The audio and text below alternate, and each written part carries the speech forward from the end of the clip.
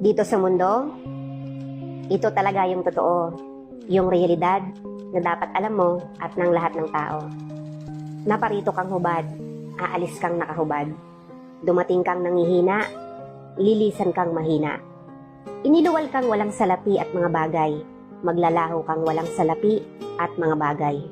Ang una mong paligo, may naghugas sa iyo. Ang huli mong paligo, may maghuhugas sa iyo.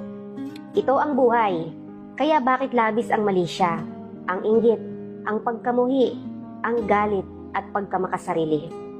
Maging mabait sa lahat at gumawa ng kabutihan. May hangganan ng oras natin sa mundo, huwag sayangin sa walang kabuluhang bagay. Manalangin at higit sa lahat, huwag na huwag nating sasambahin ng pera. Dahil kahit anong dami ng pera mo o ng ari-arian mo, kapag binawi ng Diyos ang buhay mo, iiwan mo rin yan.